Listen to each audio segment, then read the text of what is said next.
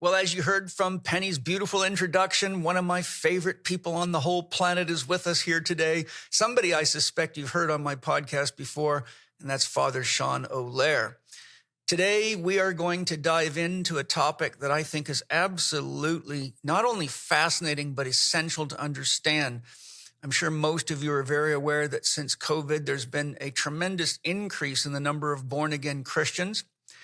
And one of the things that's always been a bit of a curiosity for me is the fact that there are currently 45,000 branches of Christianity, each claiming to have the original teachings of Jesus, which means there's a lot of very confused people out there. In my studies of Christianity, I came across more than one scholar that concluded that Jesus' own disciples did not understand him. As many of you who have studied the teachings of Jesus will know, regardless of source, Jesus spoke in parables. The challenge with parables is that one can only understand them at the level of their own psychological or spiritual development, which is exactly why the great Hindu philosopher sage Shankara said, "No one can understand scripture until he or she is enlightened." This is why the famous scholar and teacher of world religion, Houston Smith, pointed out that there are 4 levels of scriptural interpretation, which reflect the level of human beings' development, by the way, starting at the least comprehensive and least accurate to the most comprehensive and effective. Houston Smith gave the following structure for scriptural interpretation. Number 1, literal. Number 2, ethnocentric, which, if you're not familiar with the term, literally means my group against your group. Number 3, allegorical, a story within a story or lessons within lessons. And finally, there is a fancy word that Houston Smith used, which is not common in most people's language, but it translates to inspirational. The wisest teachers can always find light in the darkness, regardless of how dark a scripture may be. And one of the things I've learned in my years of working with Sean is that he knows the context, the language, the history, the translations, and often things that I myself thought that I either couldn't understand because it didn't make sense or I did understand. When I then hear from Sean the backstory, such as I recently had a conversation with Sean and he shared with my spirit gym practitioners what Jesus meant when he said, "Resist not evil." Now, I certainly had my own interpretations of that, but once Sean gave me the background, it added a lot more depth to that parable than I previously had. And therefore, I asked Sean to share his exceptional skills at interpreting scripture to come enlighten us all as to the deeper meanings of the parables of Jesus, which I feel are very, very relevant today, as I'm sure most of you will, if you don't already. I feel that due to the world situation we're in, we need to understand each other and come together as a world family with a respect for the values that we all benefit from sharing as children of Gaia or of the planet, because that we share in common. Though Sean will be exploring several of the parables of Jesus today, I'd like to point out that there is a tremendous harmony among the great teachers of the world religions and the parables they shared. But those that are polarized to one religion or ideology or a belief system are often unaware of this fact. So before beginning today, I'd like to share 2 of my favorite books that make the harmony between the great leaders of world religions very clear. One of them is Jesus, Buddha, Krishna, Lao Tzu, The Parallel Sayings, edited by Richard Hooper. Another one is Jesus and Lao Tzu, The Parallel Sayings, edited by Martin Aronson, Aronson. Now, today, Sean's going to begin with a presentation to set the stage, to get us all the background knowledge and put us in the right position to go into the second part of the podcast where Sean will begin breaking down parables. So, Sean, I can't say it enough. Great to see you. I love you. Thank you for being in the world. Whenever I hear you on another podcast, I listen to it. Even if you're talking about some of the same things, you always take different angles. I always pick up more. I'm just super grateful. And I think you being on this planet right now, especially, as I said, with all the religious confusion and even Christianity being somewhat confused, as I mentioned, to have you bring us into a state of coherence with all this. So thank you. A million thanks to you, Paul. And what I find is that being in dialogue with people who are searchers like myself, that brings out in each of us, we learn from each other, and together we create something which is greater than either one of us. And so I'm always really, really happy to kind of get an invitation to talk to people like yourself so that we can, in brainstorming together, we can reach a higher place than either of us would go on our own. Yeah, so beautiful. I want to talk then about the parables. And I want to start off by looking at what I believe the purpose of the parables was. Why did Jesus choose to speak in parables?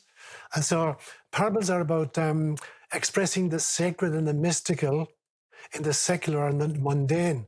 So we take the language of mysticism and we translate it for, people who are just using the language of Homo sapiens sapiens. So how do you speak about the kingdom of God to people, unless they've had some kind of experiences, altered states of consciousness? So parables for me then are the connector between wisdom at one level of the thing and just mere knowledge at the other level of it. And so I believe then that stories are like the archived wisdom of a culture, and parables are like the distillation of the stories. And so if you really want to go to the wisdom of any tradition, and I've had the privilege of, learning 6 different languages and 6 different mythologies, and working with totally different kind of stories, that by listening to the stories, you get a real sense of the wisdom of the culture. Just like the Akashic records of a culture are contained in their stories. And so when Jesus was speaking to his audiences, several times the audience got upset with him. Why are you always talking in stories? Talk plainly to us. Speak, in theology or philosophy or science. We're always with this mishigas, all these crazy stories. And so when he's challenged, he said at one stage, I speak in stories so that I may reveal things which have been hidden since the foundation of the world. In other words, the deepest truths cannot be articulated in theological parlance or scientific lingo or even philosophical diatribe. They can only be shared in some kind of an artistic format. You can dance it, you can play it on a flute, you can tell stories about it. But that's the only way you can try to capture the kind of the wisdom. So that's the first reason he gave, that in order to reveal things that have been hidden since the foundation of the world, he has to eschew theology and philosophy and mere science and go to the archives where the wisdom is contained. So that was the first reason he gave. Later on, actually, in the same chapter of Mark's Gospel, he's challenged again. They say, we talked to you about this already. Enough already with the parables. And he gave a second reason at this stage. And for me, it's the difference between knowledge and wisdom. I think that knowledge is data which are generated by the sensorium and processed by the physical brain. Whereas wisdom is data that are generated by the soul and processed by the heart. And so the second time he was asked, he said, I speak in parables so that seeing you may see, but not understand. Hearing you may hear, but not comprehend.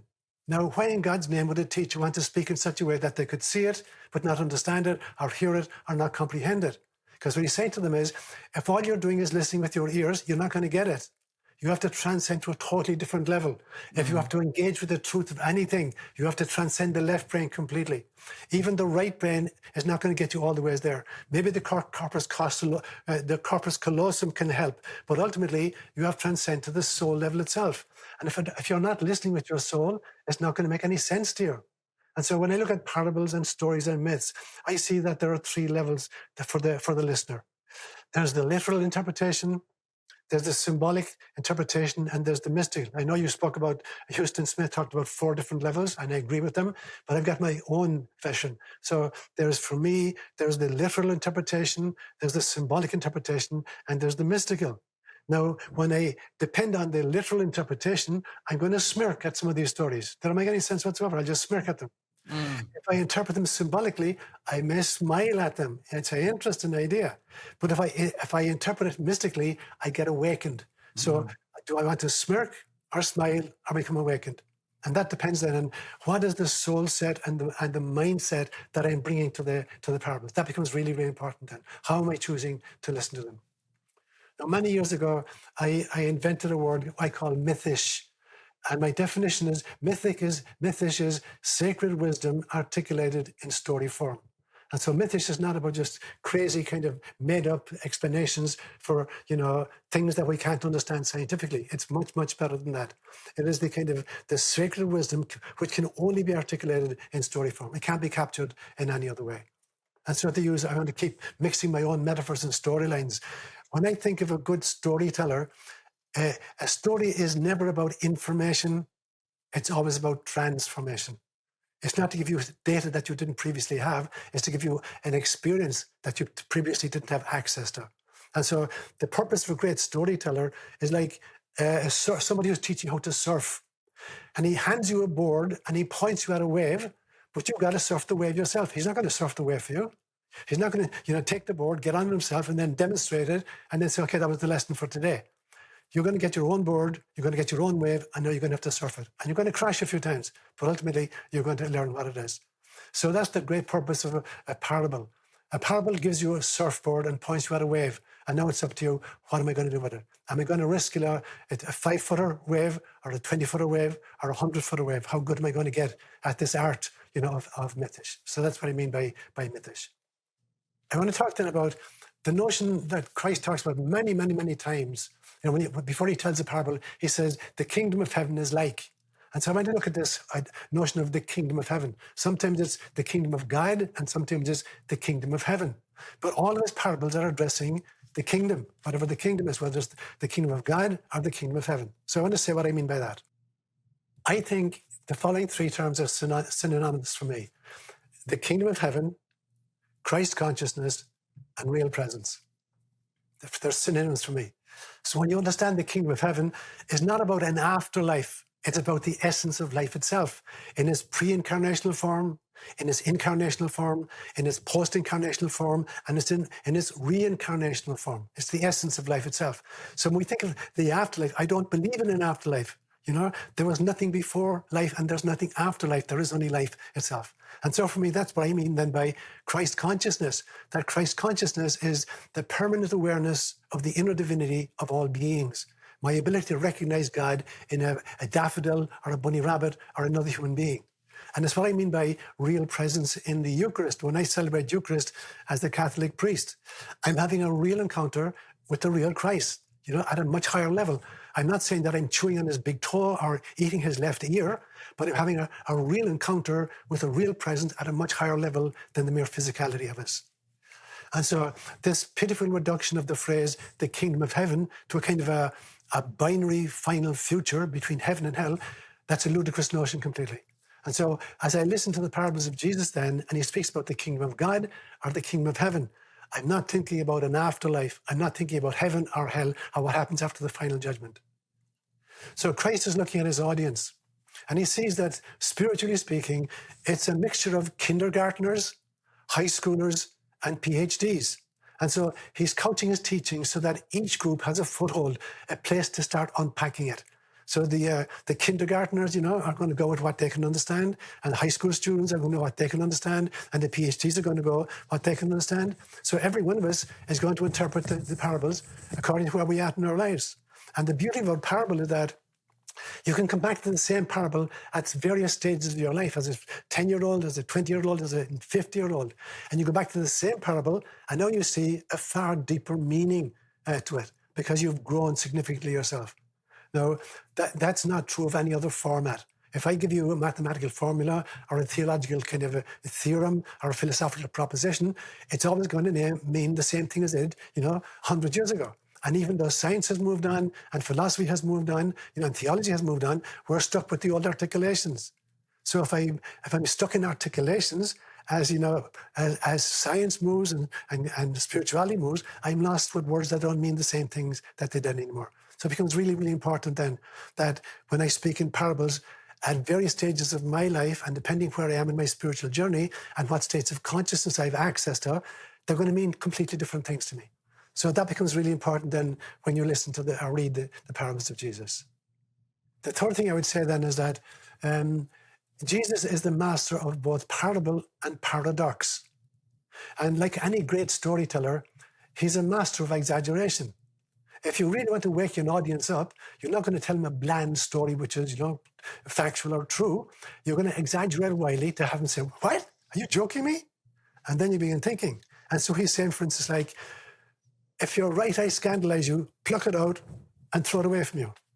Better to went to heaven with one eye than to go to hell with two eyes.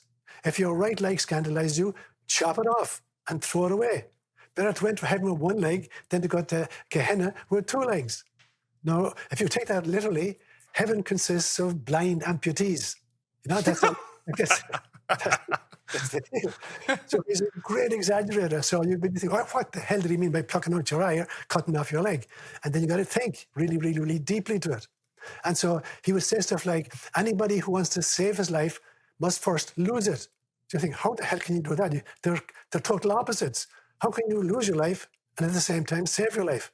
And of course, he's talking about the difference between the soul and the ego. In order to kind of save the soul, you've got to suffer the loss of an ego, or transcend it at least. We need an ego to kind of survive in the physical world, but we can't identify with that. So, it becomes really important then that he said these really paradoxical and kind of contradictory things, because he's trying to shake us up and wake us up. So one of the things I discovered is that you never hear Jesus saying, the kingdom of heaven is. He never says that. He always says, the kingdom of heaven is like. And as he's saying, guys, what follows is a metaphor. It's a story. It's a parable. So listen to it as a parable, as a story. I'm not giving you an ontological description of heaven. I'm not saying that. I'm not saying the kingdom is. I'm saying the kingdom is like. And then they tell in the New Testament 46 different parables about the kingdom of heaven. From all different kinds of backgrounds, farming metaphors, fishing metaphors, housewives baking bread, kings in search of pearls, all these different kinds of things. So it's always the kingdom of heaven is like. So what's the next image he's going to come up with? Not the kingdom of heaven is. Now, part of the problem when you listen to the teaching of Jesus, or any really great teacher, is the cultural and the translation problem. So one of them that came home to me really, really deeply was that I'm living in Kenya for 14 years. I've come from an agricultural background in Ireland. My people were traditionally farming folk. So I'm well used to agricultural imagery. And Jesus uses a lot of it. And he tells this parable where he says, a man went out to sow wheat in his field. And at night when he was sleeping, an enemy came and he sowed cockle among the wheat. And they both grew together. And at some stage, the workers discover, oh my God, there's cockle in the wheat. What are we going to do? Should we pluck it up? He says, no. The roots are entwined. If you pluck it up, you'll destroy the wheat as well. So wait till harvest time, and then we'll harvest all of them, and we'll burn the cockle, and we'll eat the wheat.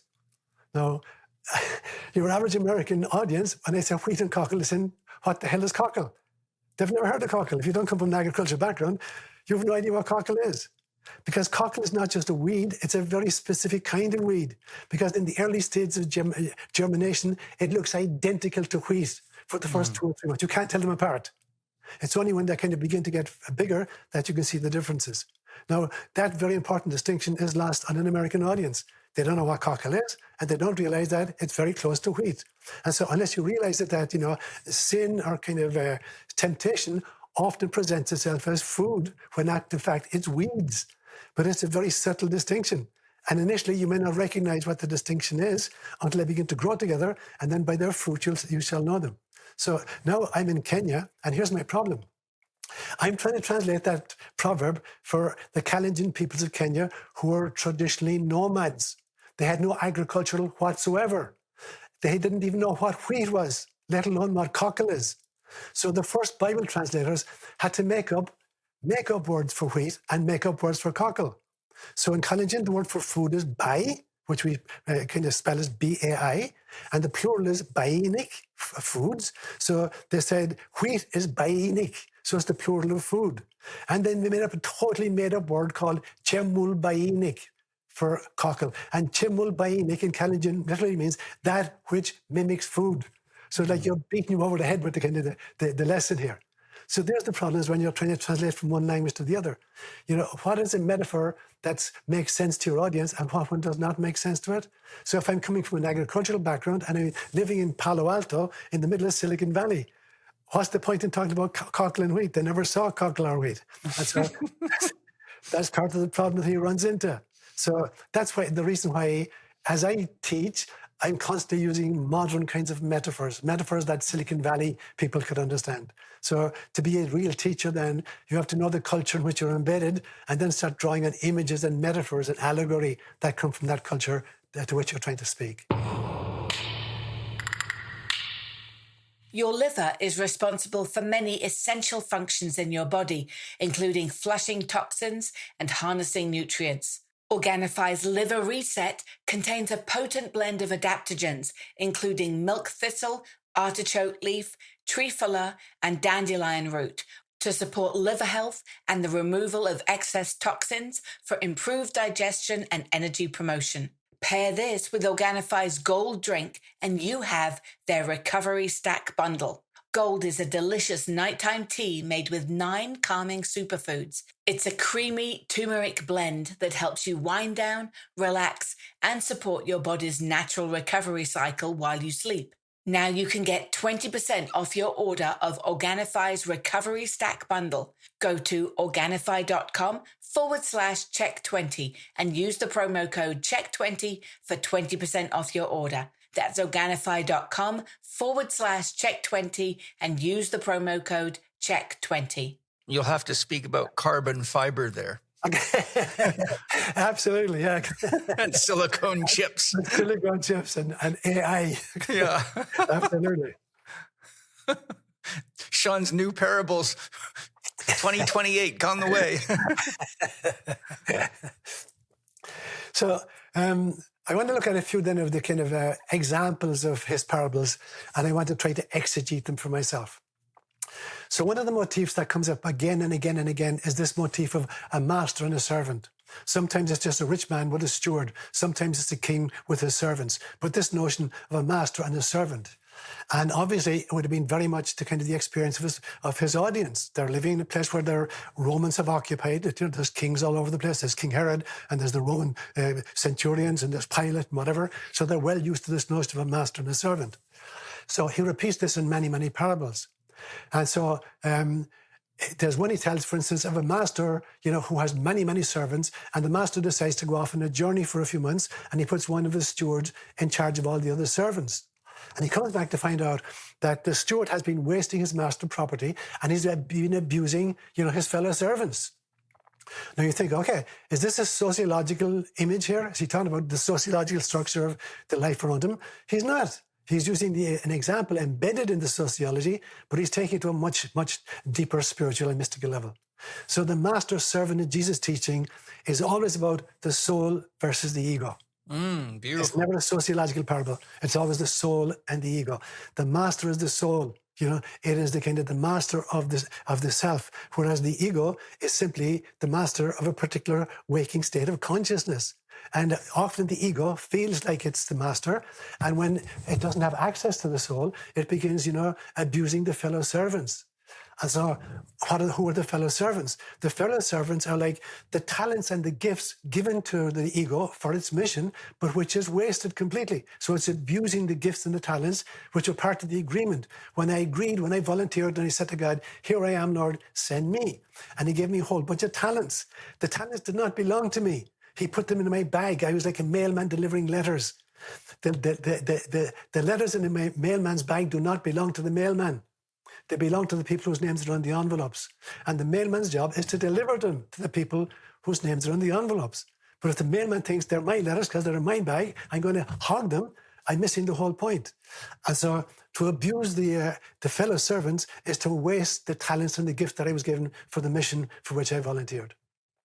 And so the punishment then is not an ontological hell, it is the waste of an incarnation.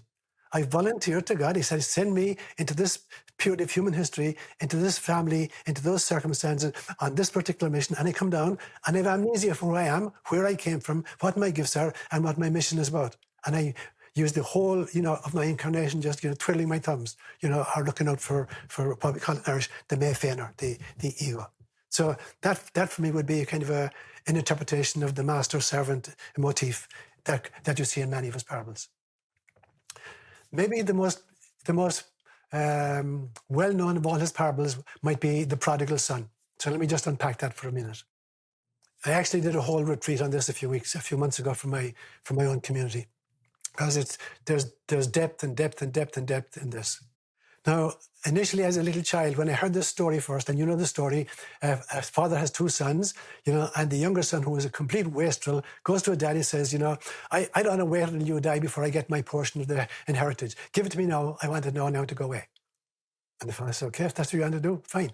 And he split up the property between the two sons, and he gave the younger son his share. And the guy went off to a foreign country, and he spent it on prostitutes and drinking and all kinds of debauchery and whatever. And then there was a great famine in the country. He was out of money. He couldn't even feed himself. And he got a job feeding pigs, which is the ultimate for a Jewish person, to have to feed pigs. And finally thinks, oh my God, here I am. My father is a multimillionaire. Here am I feeding pigs.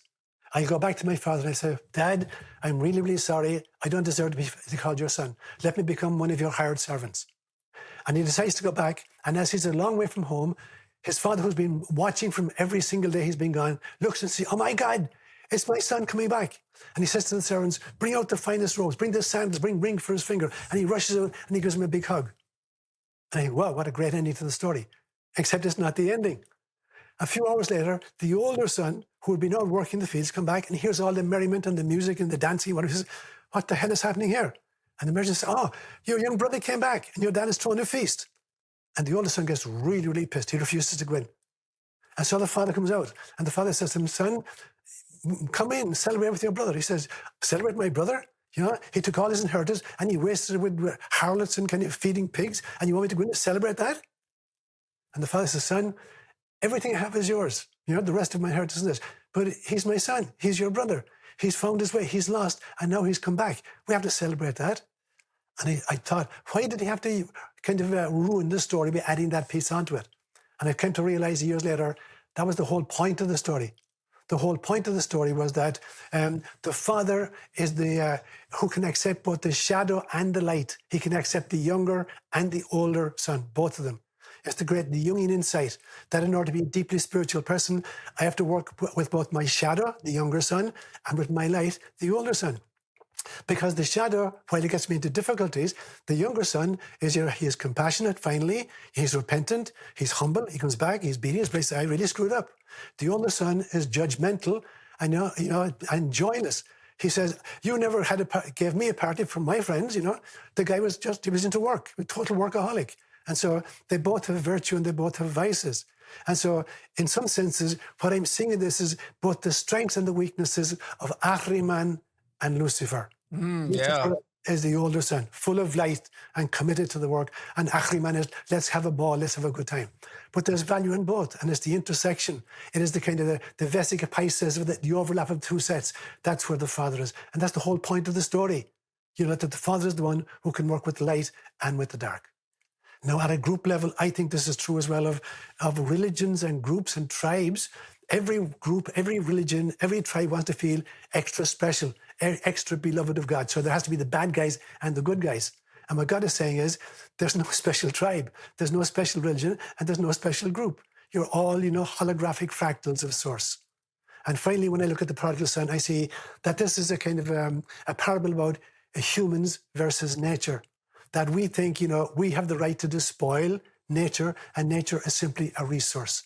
So the parable of the prodigal son is about that as well. That, humanity and nature, in some senses, are both articulations of God. And in fact, in Celtic mythology, the gods are the archetypes of culture, and the goddesses are the archetypes of nature.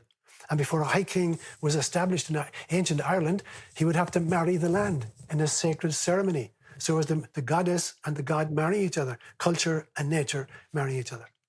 So when I look at the prodigal son, there are some of the ideas that come up for me. So it's true at so many different levels. Now, there's a special kind of parable, which is I call a proverb. And in the summer of 1963, between my junior year in high school and my senior year in high school, I spent the entire summer holidays in a village in West Cork called Colé, where Gaelic was still the mother tongue. And I was collecting proverbs. I would go around to all of the elders and ask, give me a proverb. And the word for proverb in Gaelic is Sean Ochel. Sean Ochel literally means ancient words. And so I'd ask them, please give me a Sean Ochel and explain to me the context in which you might use it. And over the course of the summer, I collected 432 proverbs, which were published in the school as a little pamphlet. And I learned two very important lessons during that. The first one is that parables constantly contradict each other. Because truth is multifaceted.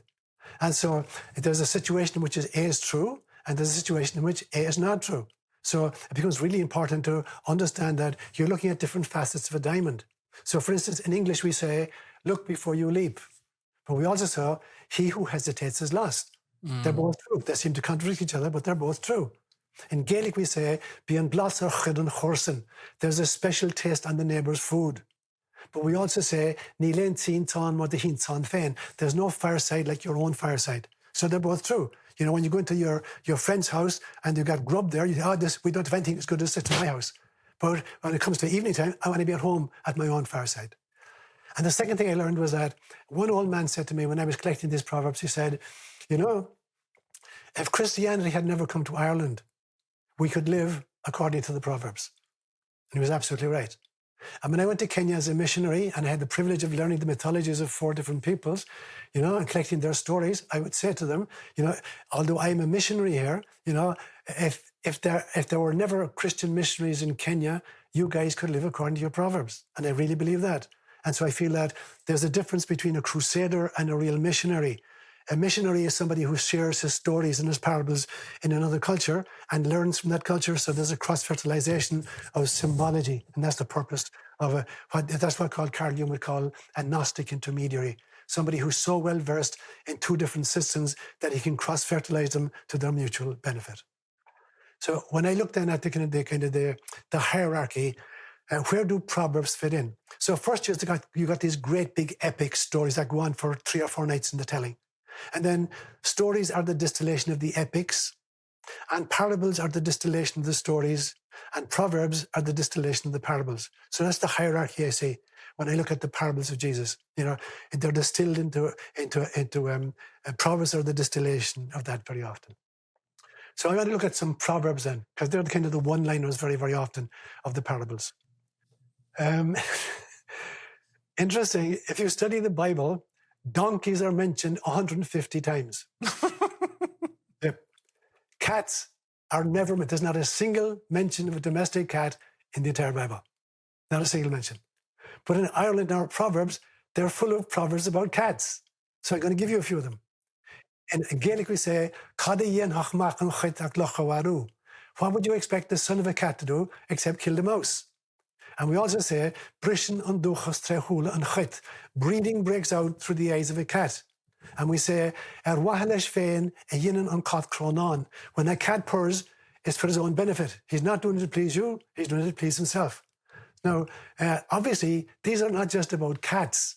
They're talking about heredity in families and in cultures. If you understand a person in a particular culture, you understand the culture.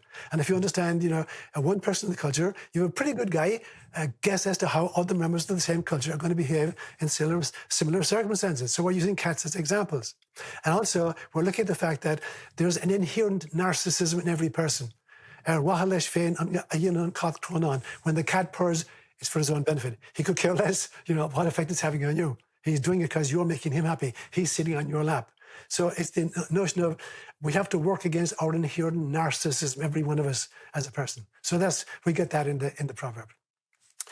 Ireland has a lot of proverbs about emigration because between 1845 and 1849, the population of Ireland was almost halved from 8 million people almost down to 4 million people through the Great Famine and through emigration. And that went on until the 1960s in Ireland. Now, an Irish person arriving in a new country, particularly English-speaking countries like England, Australia, the US, and Canada. Now, I'm in a strange country. Nobody knows me. So I start boasting about, you know, where I come from and how rich we were at home, how good-looking my mother was, and how much land we owned. Nobody can contradict me. And so we have a proverb in Ireland that says, "Is fada ovala a lauren pilibin miug." 'Tis a long way from home that the plover sings. Now, a plover is a bird that doesn't build a nest.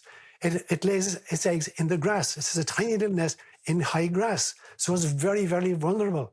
And if somebody is coming near the plover's nest, the plover leaves the nest and starts acting as if it's a broken wing. It's kind of hobbling away and it's dragging one wing behind it. And so you take off after and you start chasing it and it starts hobbling faster and faster. And after 100 yards, it soars into heaven and starts singing. So we say, "Es fada o'vaila a lauren and pilabin me." It is a long way from home that the plover sings. And so, don't believe somebody from a foreign culture who's making all kinds of claims about who they were before they came here. So, yeah. We have another one as well, emigration. We say, "Clonus an charnílig agus cordus Christa wadamach." And what it means is a match made at the common dung heap and the blessing of Jesus forever. So farmers in Ireland had a common place where they dumped the dung. Neighbouring farmers would dump the dung, in a place in between their farms. And that was a great meeting place. People would have, conversations, have meetings there. And that's where matches were made between a son of one family and the daughter of another family. And the thing was, if you married somebody from the other side of the dung heap, you knew everything about her. You know her family going back for 10 generations. So there were surprises. You couldn't be surprised. And so they would tell us when we were leaving Ireland, "Clonus an charnílig agus cordus Christa wadamach." Marry somebody from the other side of the dung heap and you'll have the blessing of Jesus forever and ever. Don't marry a stranger in this other place. Find somebody from your own village, who grew up at the other side of the dung heap, and the marriage will last forever. So they're really, really kind of one-liner, really brilliant ones. We have great proverbs about pacing yourself in many languages. So in Latin we say "festina lente," hurry slowly. And in Swahili we say "haba na haba hujaza kibaba." One grain at a time fills the basket. You're gathering grain, you put one grain at a time, and finally you fill the basket. In Gaelic we say "Enig chela o hocht na chashloin." One by one are the castles built. And in English we say "Rome was not built in a day." So again and again you get these proverbs, like these one-liner parables, which are kind of the GPS system for our life journey. There's a brilliant one in Gaelic about stealing a father's blessing. And to contextualize it, I want to quote you a story from Genesis chapter 25. And it's the story of Jacob and Esau, who are the twins of Isaac and Rebekah. And Esau is the firstborn, and he's a really hairy little boy. And then Jacob is born next. And we're told that Isaac loved Esau because, he was a hunter. But Rebekah loved the little one, Jacob, who was a little mama's boy. And so Rebekah, at some stage, when Isaac is very, very old and he's blind and he's about to make his will, she hears her now blind husband planning to bless Esau before he dies. So she quickly forms a plan and she puts animal skins, on Jacob's arms to pretend like he's the hairy one. And she sends him in to pretend that he's Esau, and he steals Esau's blessing. Now, we have a great proverb in Irish, which is exactly the same thing. We say, "Is minnig a chur farna lochrig, farna sloos de mach." It's minnig a chur farna lochrig, farna sloos de mach. And if I translate it for you, it won't make any sense until I explain it. The explanation is, "'Tis often that the man of the ashes threw the man of the shovels out." Now, what does that mean? "'Tis often that the man of the ashes threw the man of the shovels out." And what it means is, there's a farmer who has two sons. And the older son is a real hard worker. He's the man of the shovels. And he's out in the fields every day working with his dad. And the younger son is sitting at the fireside with his toes in the ashes when mama is feeding him little tidbits, cookies and candies and coffee and whatever. And the father is dying, and the mother persuades the father to leave all the farm to the younger son. So the father dies, the younger son inherits it, and he kicks the older brother out. And now he's sitting in the ashes with his mother, not doing a damn thing. So we understood that in Gaelic long before the Bible was written. We have these great proverbs about tales out of school. So there's a story about a farmer in Ireland, and he had this huge big, he had sheep and goats, and he had this huge big ram, very prized ram, and the ram was stolen, and he couldn't find out who stole the ram. So he goes to the wisest man in the village, and he says, can you tell me how I can find out where my ram is and who stole it? And the old man said to him in Gaelic, "Nor a critic manana boile, shine an traum a your torish the wealth." Translated as, when the women of the milking parlour quarrel, that's when you'll find out who stole your ram.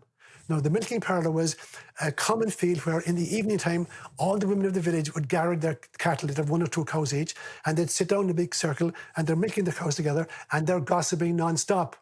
So the old man said to them, just wait until they have a falling out at the milk parlour and you'll find out exactly who stole your ram. So it's just, in vino veritas, as they say in Latin. It's like when people or factions disagree, that's when you get the inside scoop. It's like the kiss and tell autobiographies of public figures. So, Nothing's changed. Nothing has changed. Nothing has changed. Except we're not milking cows, we're eating junk food and staring at the television.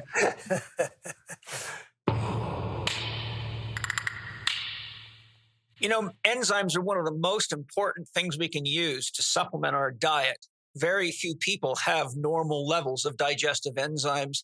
It's extremely common to be digestive enzyme deficient because so many people are eating cooked foods, processed foods, packaged foods, etc. The best digestive enzymes I've ever found are Masszymes by Bioptimizers. And one of the things I like about them is not only are they the most advanced technology for how they're produced, the science behind them, but I take them on an empty stomach every morning and every night as proteolytic enzymes to help clean my body. So I've got Wade here, who's the formulator of these enzymes, to tell us how do they work as digestive and proteolytic enzymes, because today I think we really need to be supplementing with high quality enzymes. So Wade, what's unique about Masszymes? Well, one of the interesting things is undigested protein is one of the biggest contaminants that cause problem for people, whether it's in their blood or inflammatory conditions, or even impairing recovery. And it's quite common amongst athletes who have high protein diets, interesting enough, who are looking to add recovery, but they're not breaking down their protein effectively. And that was my case way back in the day as a former bodybuilding champion. So we set about cultivating and developing an enzyme formulation that handled all of the amino acids in a pH range from 2 to 12, as well as providing an assortment of assistant enzymes. In other words, it doesn't just break down protein, it handles carbohydrates, it handles fats, it handles fibers, a variety of different things, and they work synergistically together to make sure that you can break down just about any food and digest it properly. Now, when you talk about the difference between enzymes, there's digestive enzymes and systemic enzymes. Systemic enzymes such as like nattokinase or serrapeptase. Well, they don't help break down digestion, but they can break down inflammation or inflammatory conditions, undigested proteins, or scarring tissue inside the body. Well, it turns out when you take Masszymes on an empty stomach, it works exactly the same way. It will go into the bloodstream and now works as a systemic enzyme, reducing inflammation, accelerating recovery times. Matt just tore his Achilles tendon and made a full recovery after surgery within a few weeks, which they expected for many months. He was taking as many as 100 a day. Now, I'm not suggesting people do that, but this was an extreme condition. And the bottom line is Masszymes is great for recovery, for cleaning up undigested proteins in the system, as well for digesting just about any meal. If this isn't the best digestive enzyme or systemic enzyme that you've ever taken, you get your money back. That's the Bioptimizer guarantee. Spirit Gym with Paul Chek listeners can get 15% off their purchase of Masszymes by going to bioptimizers.com/Spirit Gym and use the code PAUL15 at checkout. You can choose from 3 different sizes, and in addition, Bioptimizers always have special bonus gifts and additional savings when you get multiple bottles. So go to bioptimizers.com/Spirit Gym and check out Masszymes. So we have this great one in Irish as well that says, is minic a vrish bail in a hrone. Literally, 'tis often that a man's mouth broke his nose. 'Tis often a man's mouth broke his nose. Saying the wrong thing at the wrong time to the wrong person, and there's a fight, and the guy hauls off and hits you. So I want to give Jesus the last word here. He said very famously at one stage, no one sews a patch of unshrunken cloth on an old garment, for the patch will pull away from the garment, making the tear worse. And he says, and no one pours new wine into old wine skins. Otherwise, the skins burst, the wine spills, and the skins are ruined. You've got to pour new wine into fresh wineskins, and both are preserved. Now, what is he talking about? He's saying that he's bringing about a totally new way of relating to God through grace, not through law. You can't shoehorn Jesus' teaching into a legalistic system. So the old forms and the old traditions could not contain the radical renewal that Jesus was ushering in. So you attempt to mix the old and the new, it's going to lead to spiritual failure or complete kind of confusion. And I can give you a personal example from my own time in Kenya. I lived in kind of a semi-desert area for 14 years, and water was a huge problem. So a lot of what I was doing was community development, where I would get finances from overseas, from the European Union, to buy water pipes, PVC piping. And then the locals would provide all the labor. And we'd dig trenches from a water source to the village. It could be 2 or 3 miles, and bury the pipes. And that process could take like up to 2 years to finish. And most of them were highly successful, but there were 2 that failed miserably. So in one of them, we piped the water for 2 miles into the village. It's a 2-year project, and there's a big ceremonial turning on of the faucet in the village square on a Sunday morning. We turn on the faucet, the chiefess turns it on, and nothing happens. And we're looking, not a drop of water comes through. And we go back along the pipe, and somebody from another village who hadn't gotten a water project had taken a spear and was just prodding, it was in PVC piping, prodding the pipe every 100 yards, and the water was just spewing out. So it's like the system was faulty. It couldn't deliver the water to the consumer. A second one we did that was faulty was we piped water successfully over 2 miles, and we did a grand ceremonial turning on of the water on the village square on a Sunday morning, and it flowed copiously, and we all drank from it. And 2 days later, everybody is down with dysentery because the source was polluted. We didn't realize it. So we're piping polluted water into the village. And what it said to me is like, it was the same thing Jesus was saying. You need new structures and you need teaching. The water are the people who kind of populate the structures. And if the structures are leaky, you don't deliver the product to the consumer. But if the people themselves are not committed to their own transformation, you're going to poison the consumer. So that's what I hear Jesus saying with this, the parable of kind of the new wine and the new wineskins. Super important. Yeah, super important. Yeah. So finally, I've said this one thing, that I believe that in the jigsaw puzzle of life, when you open the jigsaw puzzle of life, as soon as you become self-aware, one of the things you have to make an act of faith that every piece that's necessary is there, and every piece that's there is necessary. And it is a terrible thing to come to the end of my life and find out there are lots of holes in my jigsaw puzzle, and there's a whole bunch of pieces left over that I never utilized. So everything I have is necessary, and everything that's necessary is there. And so I would say final exhortation then that for me, Christ's life and his death are like a single lived parable. It's actually a parable in action. And so a few months ago in my dream, I was given the following statement. And it said, every incarnation is a crucifixion, sandwiched between the awful realization of the arriving soul, my God, why have you forsaken me? And the serene surrender of the departing soul, Father, into your hands I commend my spirit. So for me, Jesus is the personification of the parable. Very good. Is that the end of the intro there? Yeah, that's okay. Good. I just didn't want to no. jump in if you had more to share. I always have more to say, Paul, but not for today.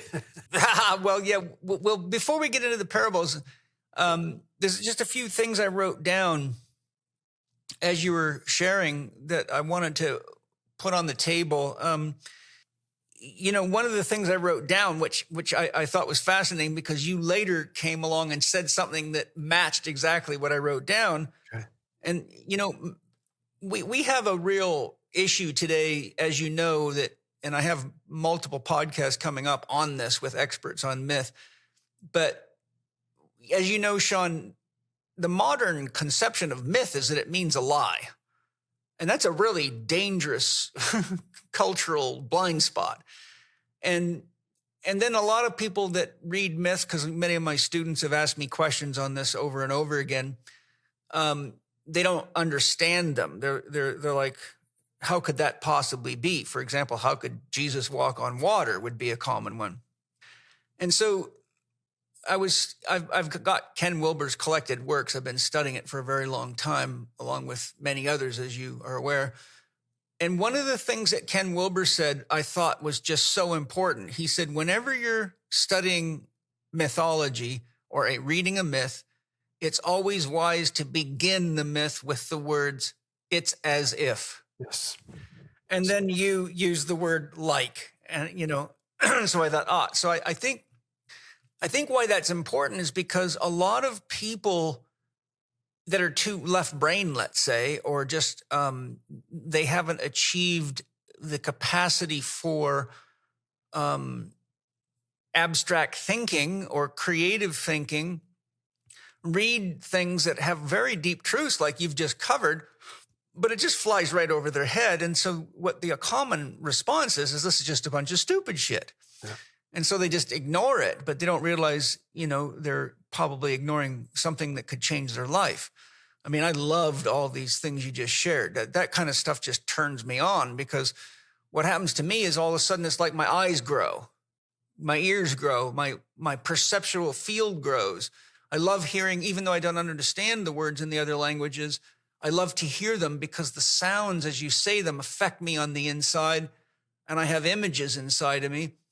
And one of the things I love doing is listening to music in foreign languages, because I like to hear the music through the experience. And there's been times in my life where I've, for example, on a plant medicine ceremony, this has happened many times at plant medicine ceremonies, I could have swore I knew what they were saying, and I went and looked up the words, and it was exactly what I intuited it was by the feeling of it. So I think hearing those things, it's kind of like you were talking about engaging these things in different states of consciousness and going from the head to the heart. I think our culture is so trapped in the thinking mode of consciousness that their feeling mode is repressed. And I think that's where value is. That's where love is. That's where connection is. That's where emotion is. So these are all very powerful things. The other thing is, I feel personally, and you can correct me if I'm wrong, but when you're reading parables, it's not much different than reading poetry, in that there can be many different interpretations, all of which could be correct. Like you can read Rumi's poetry and you can sit and argue as much as you want over who's right. But the fact of the matter is, Rumi was probably in an ecstatic state when he wrote it, and he probably wouldn't be able to explain it, give you a left brain interpretation of it. He'd tell you, well, you can't even approach it that way. So I think, that's important. So the thought that came to me as I was listening to you is the statement, there is no God but God. Yeah. Now, if you say that to a Christian, they immediately assume that that's a Christian God. Mm-hmm. If you say it to a Muslim, it's Allah. Mm-hmm. If you say it to an atheist, they say, well, you're lost. And on we go. Yeah.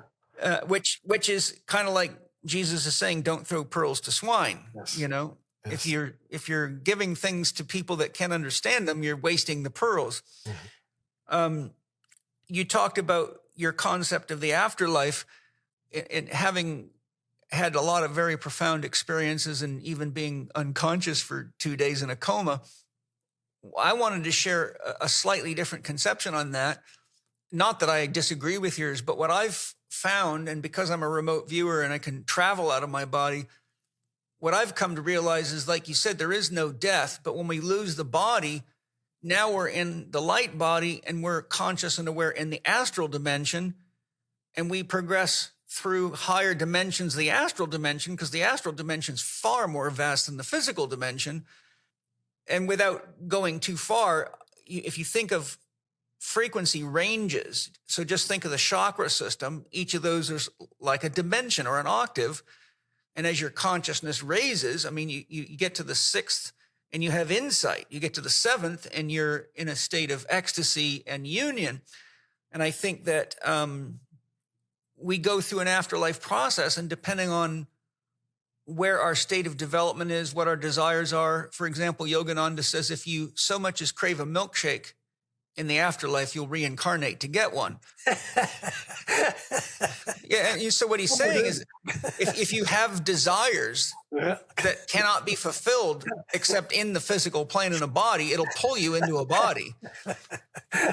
And so I see it like, in my diagrams for my Holistic Lifestyle Coach Level 3, I had my artist do a Ferris wheel, and I called that the Wheel of Samsara.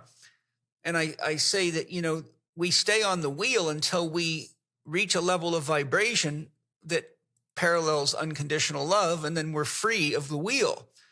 And so each person's kind of going up the wheel at different states of vibration until we hit zero or become one with the infinite. And then we don't have to be in a body, and we can work from other dimensions down low, because the higher is always carries the lower in it, you know? The other thing is you're talking about understanding these words, and it brought up a thought. You know, you're giving historical reference and different contexts of words.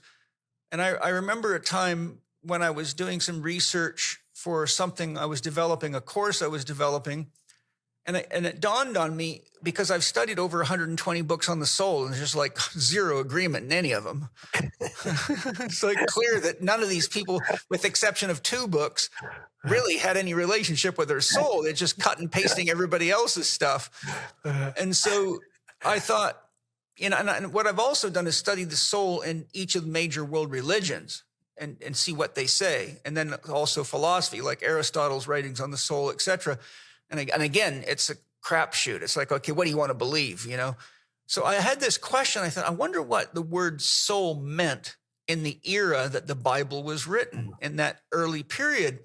And so I did some research on it. And what I found, and I'm curious as to your thoughts on this, what the scholars I found said that the word soul meant the equivalent then to what we use the word mind to be now.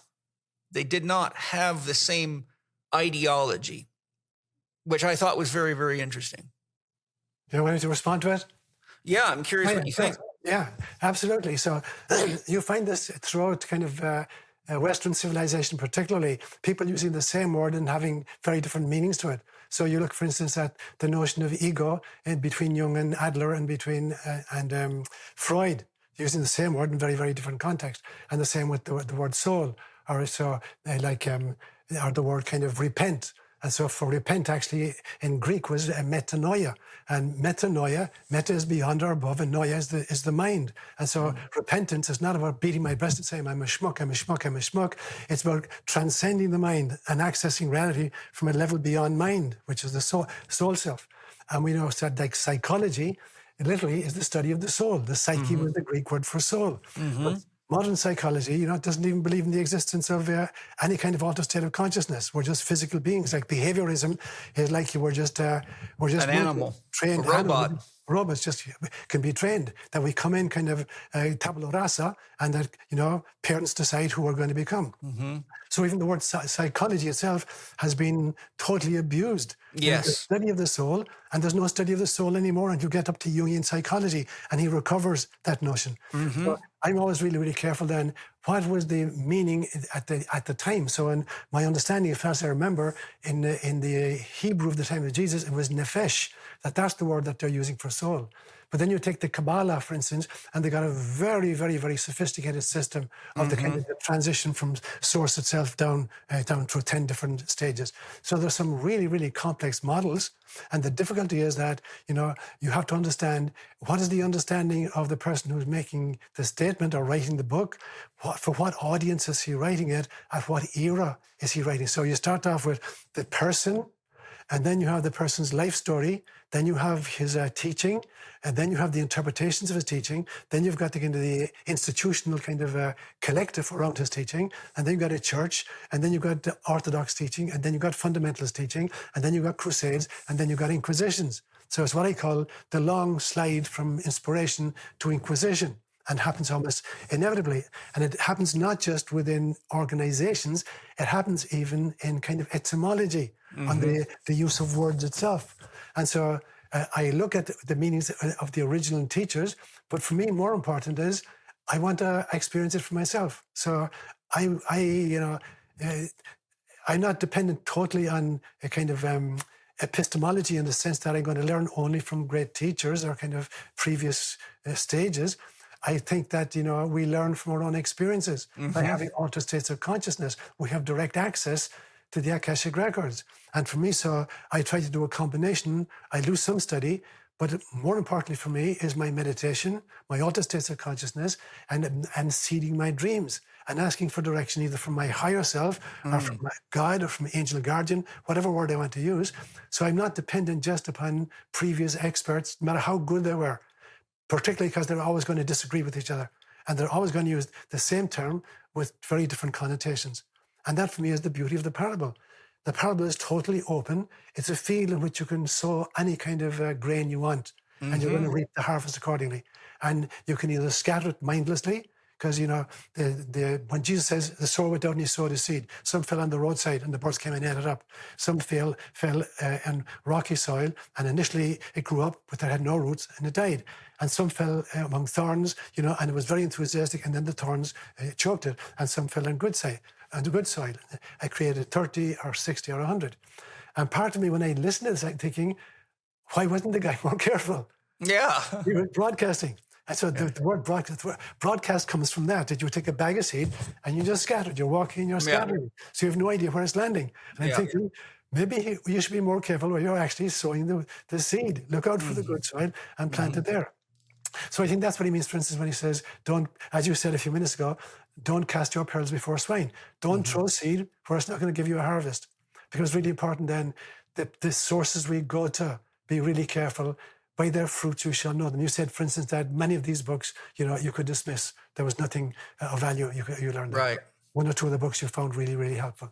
To be able to know how to kind of navigate to those teachers, you know, who are plugged into source itself. And they're not just kind of mouthing some kind of personal kind of agenda that has never been tested against the vicissitude of life, or never been honed in the fires of kind of altered states of consciousness. So for me then, when I think of epistemology, I can learn from great teachers, I can learn from my own personal experiences, and I can also learn from kind of how I've worked things out for myself through altered states of consciousness. Epistemology is the study of knowledge, isn't it? Yeah, how we acquire knowledge. So we start with epistemology, and then that goes to ontology, and then goes to cosmology. So epistemology is the way I gathered the data, and ontology is where, you know, I decide which of these data are true. You know, faced with any proposition, do I believe it to be true, or I reject it as false? That's kind of ontology. And then cosmology, I now have decided the pieces which are real, you know, that I believe in, and now I've got to create a picture of that. Yeah. Cosmology then. And I should wind up, if my cosmology, if my epistemology is accurate, if my ontology is accurate, and if my cosmology is accurate, I should wind up with a jigsaw puzzle that shows me the face of God. Yeah. Anything less, you know, I have the wrong pieces, or I didn't combine them correctly. If you have listened to even one episode of Paul's podcast before, then you will know that he is passionate, and some would say even fanatical, about the quality of the food he eats and where it is sourced from. That is why the Chek household only eats pasture-raised meat, wild-caught fish, and organic produce. And that is why we subscribe to Wild Pastures meat delivery service. Each month, Wild Pastures delivers a box of meat that has been raised by family farmers in the USA using regenerative farming practices. 100% grass-fed and finished beef, pasture-raised chicken, and pasture-raised pork, as well as wild-caught seafood. You can customize the selection in your box, add on extra when you know you will be feeding more people, or change your options each and every month. You might be thinking that this will be too expensive for you, but Wild Pastures' mission is to offer the highest quality meat at the lowest prices because they want to transform the meat industry. And that means that more people need to be able to choose meat that is raised right. Their pasture-raised animals are part of a natural ecosystem.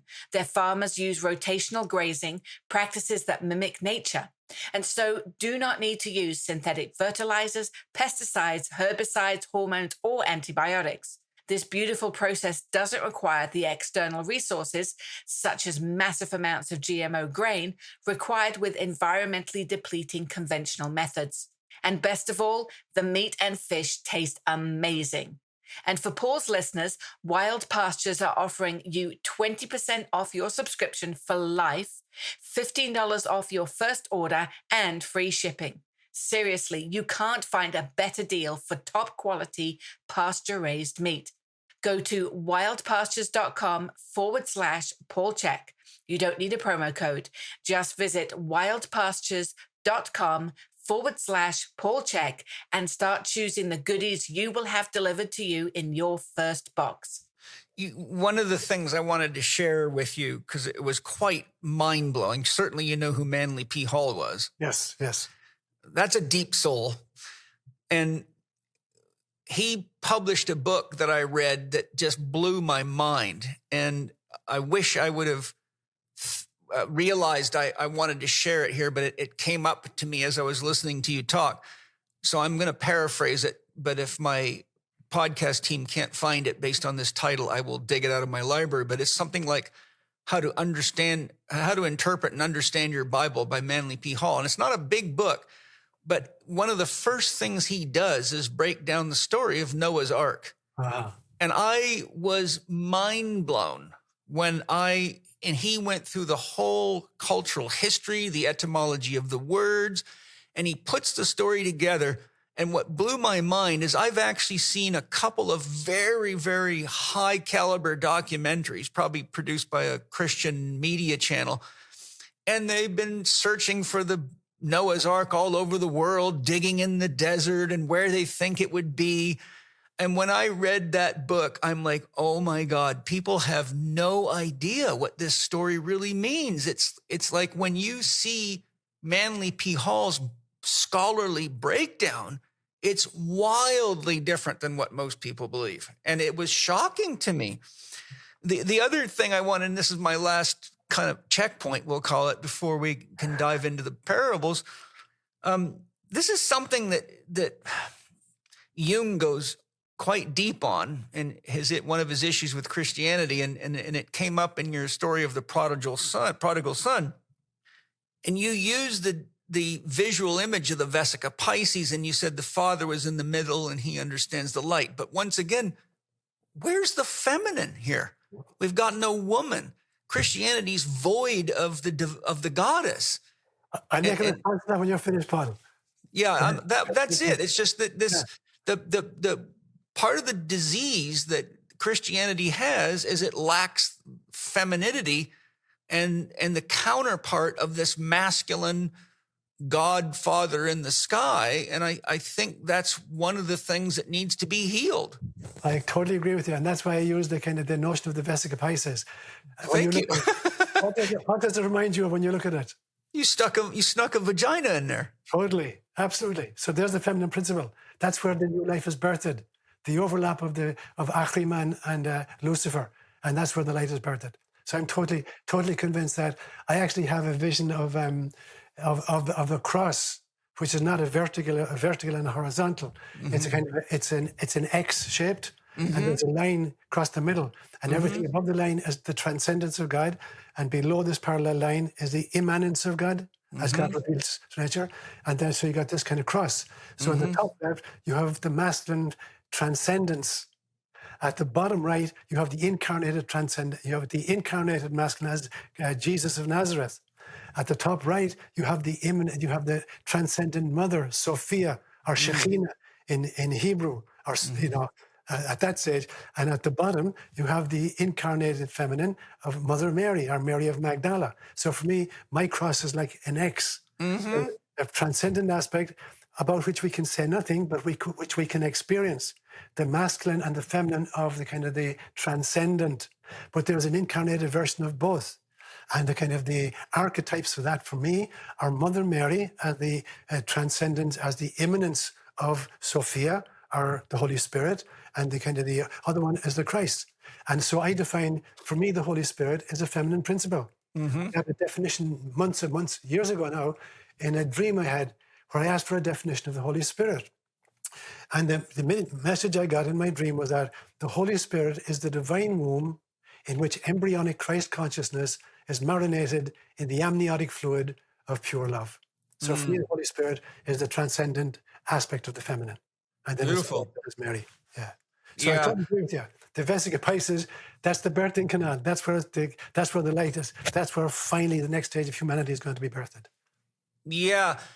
I've studied the cross quite a bit because I study symbology a lot for my work as an art therapist and artist and dream interpretation, and just because I find it fascinating.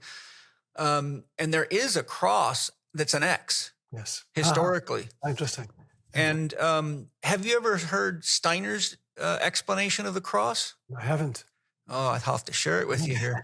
It's not too long. It's pretty profound.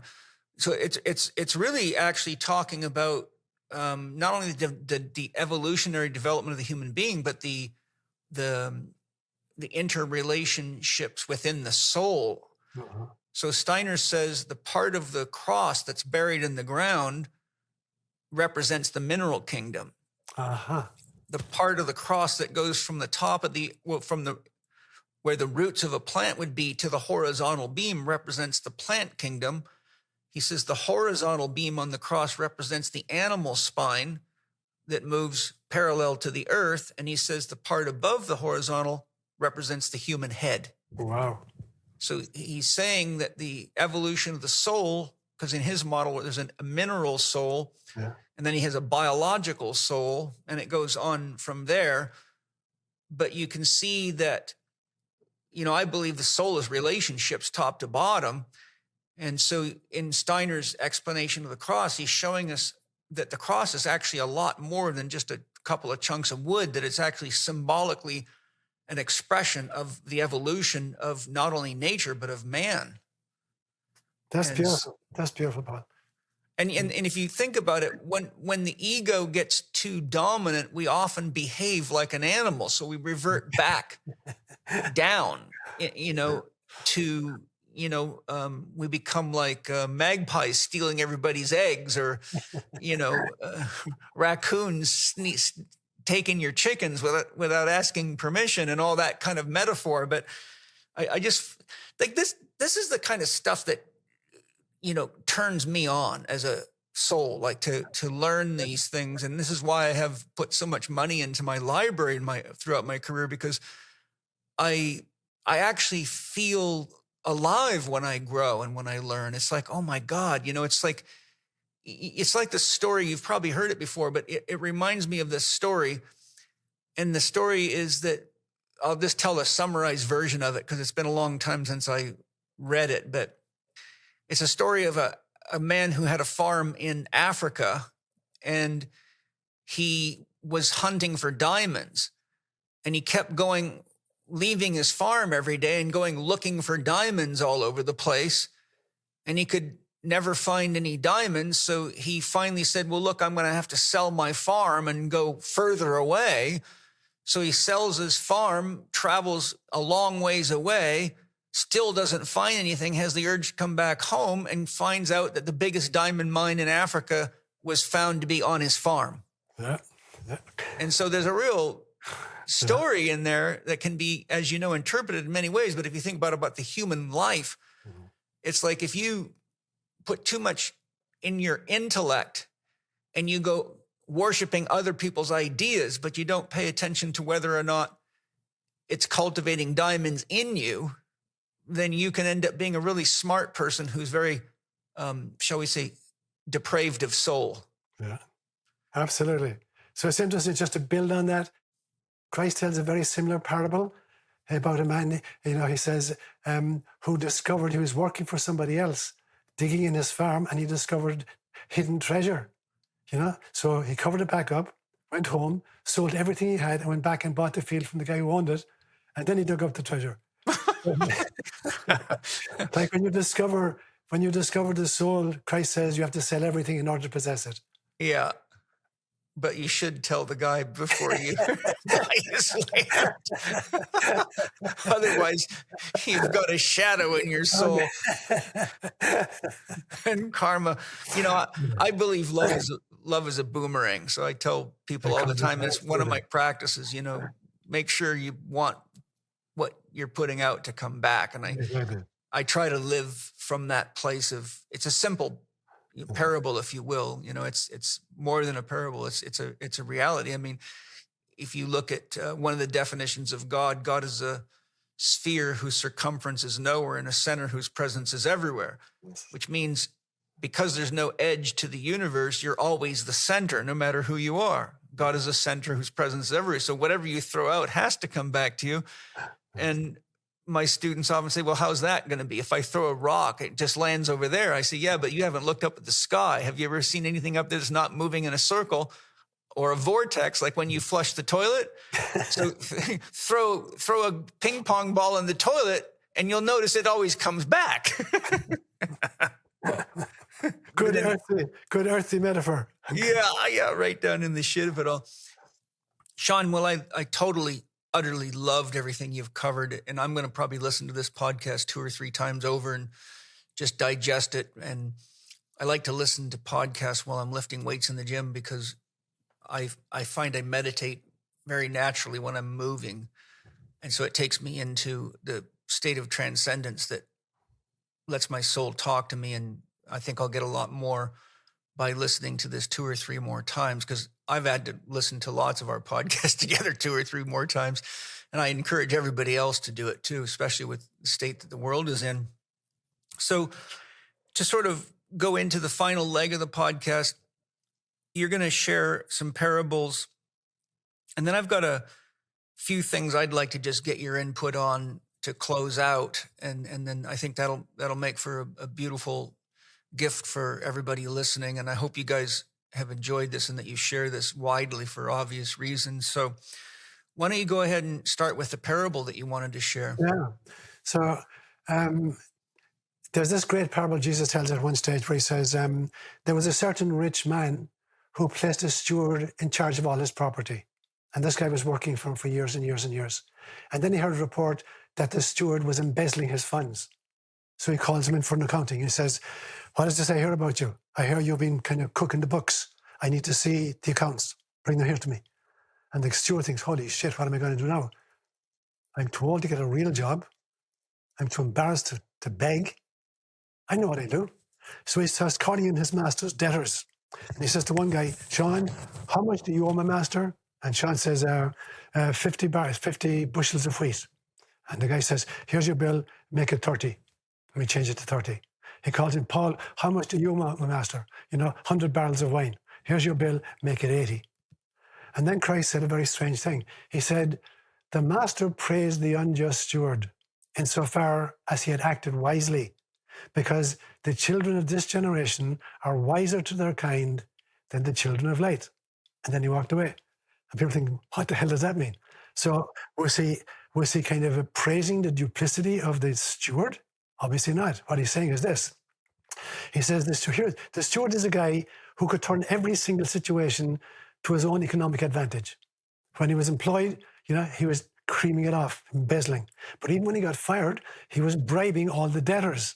He was looking for a backsheesh. He said, no, I cut your bill, in half or whatever. I'd like to see a little bit of payback here.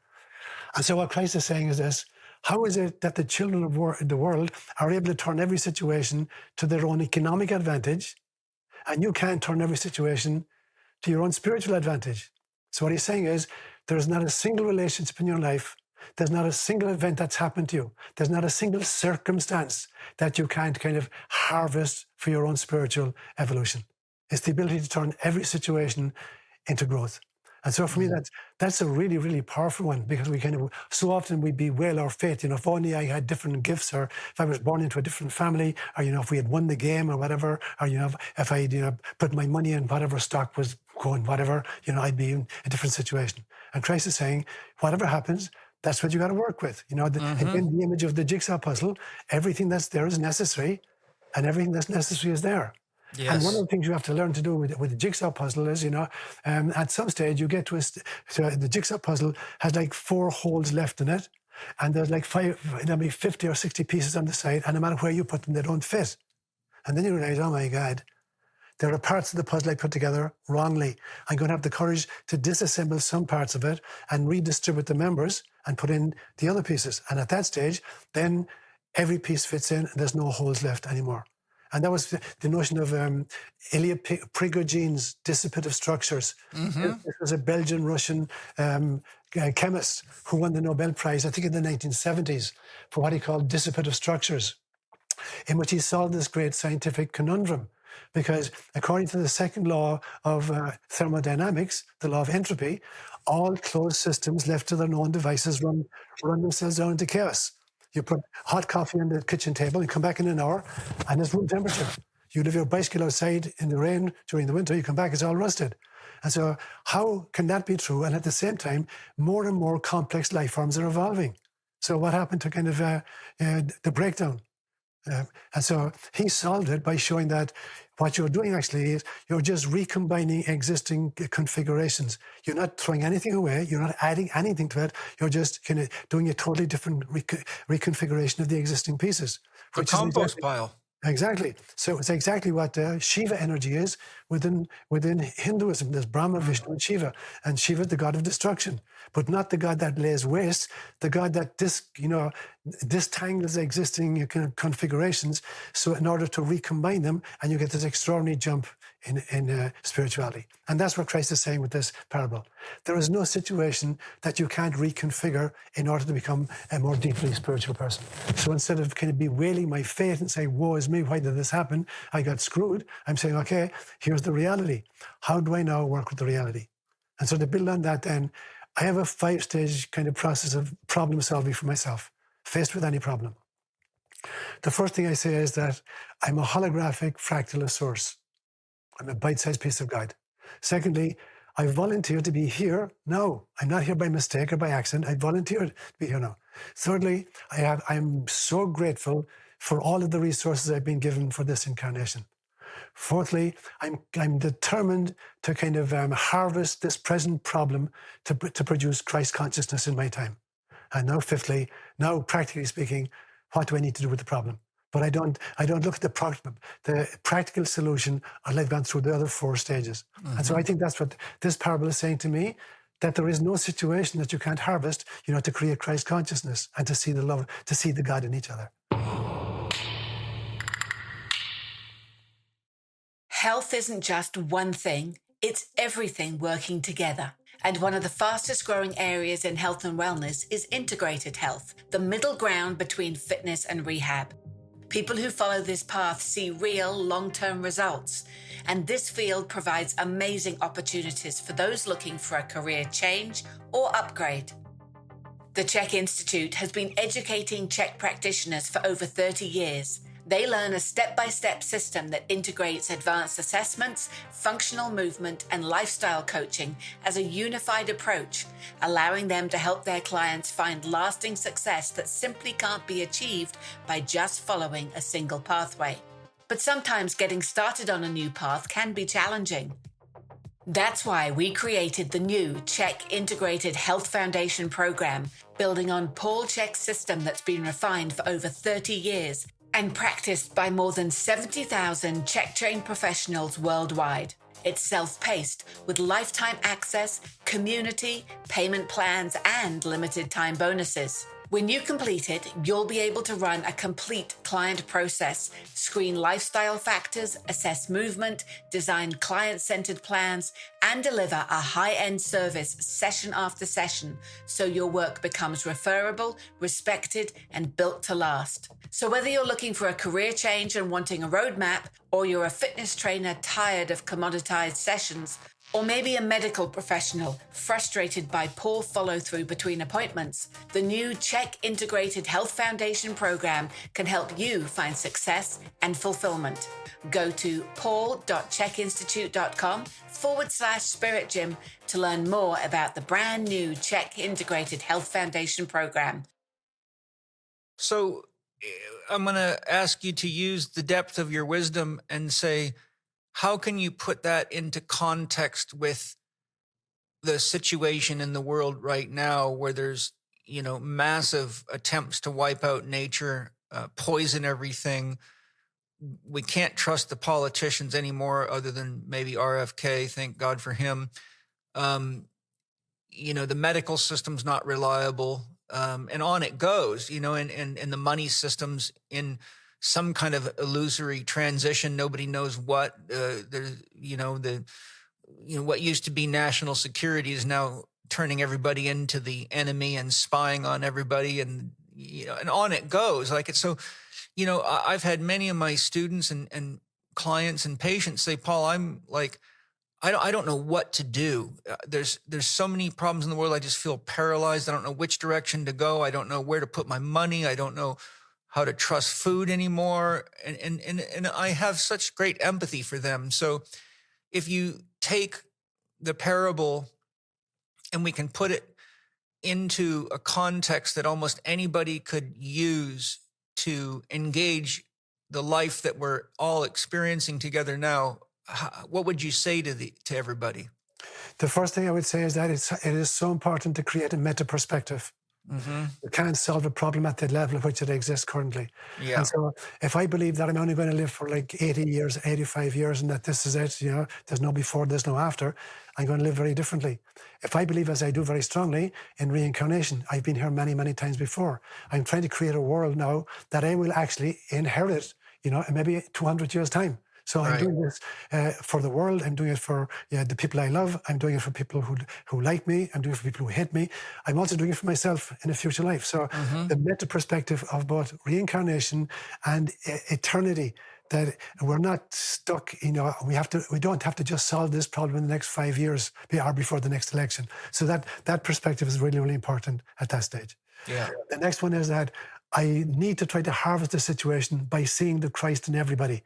So for me, Christ consciousness is the permanent awareness of the inner divinity of all beings. So to realize that even my enemies and those with whom I disagree, they're also holographic fractals of source.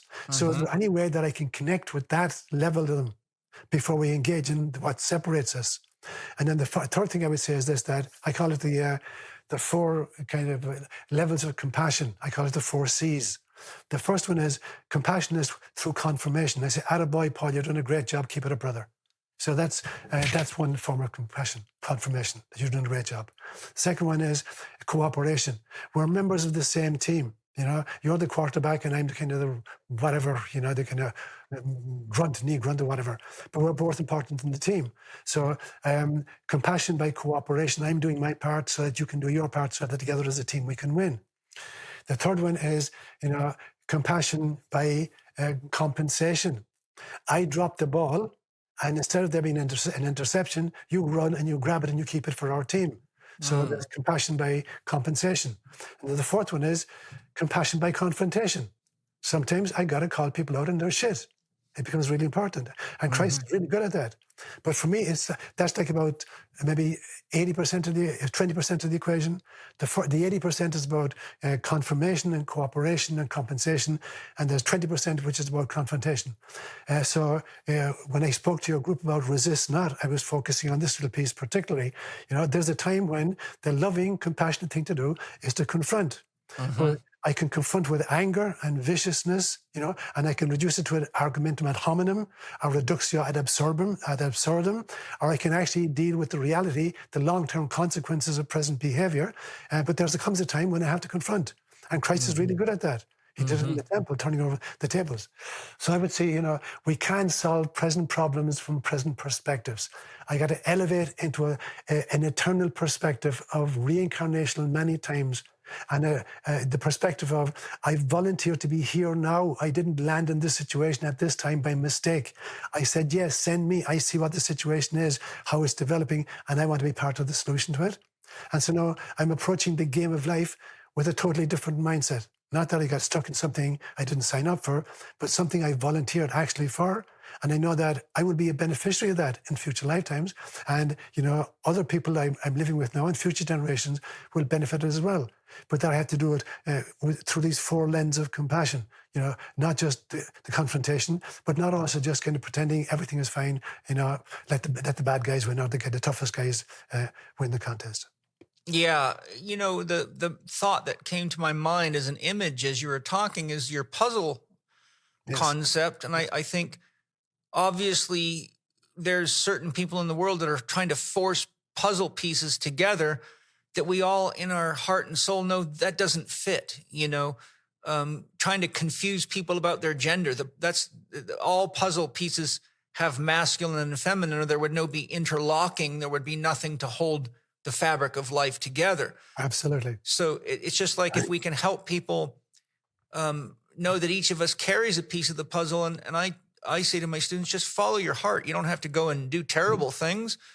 Do what you feel called to do. Like I feel called to have a podcast where I find wise people to share wisdom to support all of us.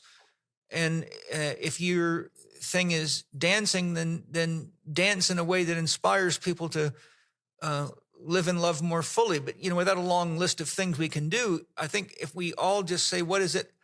If each one of us is a piece in the puzzle, there's a lot of puzzle pieces and we have a lot of ways to fit together. And right now the environment's showing us that we're trying to force the puzzle together in ways that doesn't fit. And it's creating disharmony and it's creating illness and death. And I like talking about soil science and the importance of food and water, to help wake people up to that and to put money in the hands of organic farmers and biodynamic farmers and free range animal farmers instead of, commercial poison garbage, because then you're making a difference. That dollar goes right back into the soil. So these are just simple examples of the puzzle pieces that we all carry, and we can go work with any puzzle piece we want to. And if we know what creates life and togetherness and brings us into a state of coherence together, then we're really living together, and living together is better than fighting. And fear never makes a good seeing eye dog. So I think what happens is people freeze and they just don't do anything, or they go into spiritual bypassing and say, oh, I'm just going to leave it up to God. It's God's issue, which is, I think, that's spiritual bypassing. But while you were talking, another concept came to me that I think is really important today. And that's one I learned from an excellent book called The Web of Life, The Web of Meaning by Jeremy Lent. It's an excellent book. And he speaks about how native populations a long, long time ago came to the realization that there are 4 R's, they called the 4 R's of the interdependency of all life. And those 4 R's are relationship, responsibility, reciprocity, and redistribution. And they were always thinking 7 generations ahead. And so I think at this time, you look at what happened to relationships during COVID. We let an idea break up something much more sacred, our family bonds. Yeah. So we have to protect relationship. We have to understand that all love comes with responsibility. And to the degree that we love the life we have and love the life that we can have, each of us has to show up and carry some load, do something productive. And then reciprocity, of course, means give and take. We have to, Walter Russell speaks of, in his teachings on love, he says, love has to have a balance of giving and taking. Mm-hmm. And so we all need to actually not just sit around waiting for Donald Trump or some, Messiah to come, which is, I think, one of the negatives of Abrahamic religions is there's too much Messiah hope. I think each of us is the Messiah of our own puzzle piece. And if we don't take responsibility for that, then we're not giving back. So we have to each make a commitment to somehow make the world a little better place each day, some way, even if it's just smiling more and laughing more, because it inspires that in others. And then we have to redistribute the wealth. We've got to give things that we don't need. Like I love when Angie and Penny give Mana's and Zoe's, especially Mana's clothes to my son, Paul Jr. for his little boy. And then, those clothes are still getting used. And we often have times where the kids have accumulated toys that they've outgrown. So we call the Goodwill and they come pick them all up. There's many ways that we can, we redistribute our extra food. What doesn't go to the animals goes to the compost. It goes back to the earth. But I think if every one of us was just to say, okay, what is it in my house that I really don't use anymore? It's just collecting dust, but it could be valuable to somebody else, is nothing but the practice of redistributing. Just doesn't have to be painful. You don't have to say, okay, I've got $1 million in the bank, so I got to divide it amongst everybody and then I'm going to be broke. That's too aggressive. But where have I got something that I can give and feel good about it and help somebody else who can benefit from that? And I think that's a step in the right direction. So I just wanted to share those 4 R's because I think because they were found to be absolutely essential for the survival of tribal societies, nothing's changed except our technology and how lost and confused we are. But what life depends on has not changed. Brilliant. So it reminds me of in the Last Supper, the final Eucharist of Christ, in some senses. When you look at the Gospels, there are actually several different Eucharistic encounters that we don't think about. We think that it only happened once at the Last Supper. There's a code. You mentioned these 4 R's. There's a Eucharistic code as well. And wherever you see these 4 kind of phrases in the Gospels, you know that there's some kind of a Eucharistic meal happening. Sometimes it's in the desert. Sometimes it's at the Sea of Galilee. Sometimes it's in the upper room. But the 4 code words are, he took, he blessed, he broke, and he distributed. So here am I taking it. He took. Taking is about accepting graciously from nature. It's not grabbing stuff from nature. So if in the Eucharist, Christ is saying exactly, you take gratefully from nature, the food. Secondly, he blessed. His blessing is not the imparting of benediction to a previously inert substance. He's not kind of doing a kind of this over a piece of kind of a little bread. He's saying that there's an inherent sanctity to everything that nature gives us. Mm-hmm. So when he blesses the bread, he's not changing it in any way. He's acknowledging that it's already sacred. It's a gift from Pachamama. So the second thing is he blessed it, recognizing his blessing. The third thing, he broke it. He has the intention of distributing it and feeding others. And then fourthly, he gave it. He walked the talk. And so for me, Eucharist is not just about a liturgical service, which is confined to a church on a Sunday morning. It's a kind of, it's a blueprint for life. Yeah, it's beautiful. You take graciously from stuff. You recognize the inherent sanctity of everything. You create models that allow us to distribute to those in need. And then you walk the talk. So it's exactly what the Native Americans are saying with the 4 R's. Beautiful. And there's just a few more things that we can touch on. I don't think we have to go too crazy and deep because we've given people so much depth to meditate on. And, when we get into concepts like this, you and I have both spent our life studying these things. And so these things are easier for us to digest. I think a lot of people are really going to need to let this like wine age in them and like a seed growing in them. But just to close, I feel like I'd love to hear some words from you on how do we take the typical ethnocentric ideology of religion, mine against yours, Muslims against Christians, whatever it might be, because that is one of the most commonly used ways to divide people and the sexes and all the stuff that's been going on heavy since the start of COVID. I just love to hear you say a little bit about how do we get past ideas of religion and division into a deeper truth of unity. So the first thing I would say, Paul, is that I believe that religion is the training wheels for spirituality. Amen. Yeah. And so, if I'm a 2-year-old kid on a tricycle, that's understandable. If I'm 16 years old and I'm still riding a tricycle, something is wrong. And so, but religion's function is to kind of start, kind of expose us to a wisdom tradition that we need then to outgrow in some sense, or transcend, not abandon, but transcend.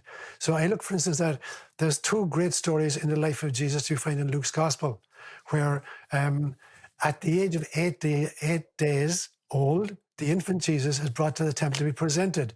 And that is, he's been initiated into a wisdom tradition. And that is really, really important, that every child be initiated into some kind of wisdom tradition. The problem I see around us right now is that there are a lot of kids being born into a total vacuum, a total spiritual vacuum. There's no wisdom tradition whatsoever. They're left to find their own ways. Peers or screens are their kind of education. Yep. And so every single child is entitled to be initiated into a wisdom tradition with parents, who are kind of faithful to that tradition. But then at age 12, you have the story of Jesus being lost in the temple for 3 days, and his parents are freaking out. And they rush back from Nazareth to find him in the temple, and he's debating with all the scribes and Pharisees and all the scholars. And they say, "Why did you do this to us? We've been tearing our hair out for 3 days." And he says, "Didn't you realize I must be about my Father's business?" So at age 12, Jesus is transcending his wisdom tradition. He's not abandoning it. Yes. He's transcending it. He now wants to experience what else is, what other wisdom is out there. And I was just thinking about this today. I have a theory, actually, that Jesus spent the missing years, part of it, in looking at the great wisdom traditions of the world. I think he visited Egypt, where he had been as a little child, in the mystery schools of Egypt. I think he visited Zoroastrianism, because it was the Magi from Persia that came, when he was a newborn, because they realized the king of the Jews, not in the sense of a kind of an earthly king, but some kind of spiritual leader had just been born. So he visited, Zoroastrianism in Persia. I think he went on to India to study and experience Hinduism and Buddhism. And I think he actually, encountered Taoism in the Far East. And then came back with now he had transcended the wisdom tradition into which he was born. Not abandoned it, but transcended it. Now he could see totally different articulations of the same basic truths. And now he's preaching pure mystical spirituality, not just narrow, fundamentalist, legislated kind of law keeping. So for me, that's the way forward. It is realizing that religion has a function. It builds community. It gives us a place to worship and to challenge each other and to have our faith journey kind of supported. But it also, we need to kind of challenge what we experience in our religions, so that our religious tradition can also transcend its ethnocentricity and become, I would say, not even just a global phenomenon, but a cosmic phenomenon. Because I think there are civilizations that, to use Rudolf Steiner's, that there are many, many, many different dimensions, all the ways from kind of the seraphim right down through cherubim and thrones and dominations and archangels and angels, down to extraterrestrials and extra-dimensionals, and all the ways up and all the ways down, there is God. And so pure spirituality is prepared to surf and to fly into all those arenas. And religion then just becomes the springboard for that takeoff. Is the landing, it's the airstrip that we take off from in order to fly to higher and higher dimensions. So we don't deride it, and we don't abandon it, but we don't get identified with it anymore. And when we do that, we've automatically transcended tribalism, and ethnicity and particular kinds of religious expression. We've understood the transcendence of God. We've understood the Christ consciousness, where we identify the divine in everything at all dimensions, all the ways up to the seraphim and all the way down to little creepy crawlies in your cabbage patch. Yeah, I think that's really important. And then just to me, and this has been a lifelong journey of mine, because I was such a, warrior type when I was young, kickboxer, boxer, competitive fighter, paratrooper. There's just a lot of ass kicker in me. And it was just kind of the environment I grew up in, bunch of, tough ass country boys. Where I grew up, if you didn't agree with somebody on something, you just went out in the parking lot. And, whoever was the last man standing was right, and that's kind of the milieu that I grew up in. And so and my father was, not. He had almost no capacity for empathy whatsoever. So I can look at the way that I raised and fathered my first son, and he really was in my army, and it was a lot softer army than the one I came from. So I thought I was doing a good job. But, I can see that I made a lot of mistakes. And so here I am, I'm 64, I'll be 65 this year, but I got a son that's turning 10 this month and a daughter that's 6. And the life that they're getting is way different than the one Paul Jr. got, he's 46 now. And I don't even think I was really ready to be a father till I was in my 50s. And I'm still learning a lot. Like my kids are Jesus in the temple teaching me a lot every day. It's amazing how just how they can open you up to your own growth potential. But I've had to go through a lot of pain to find my heart. And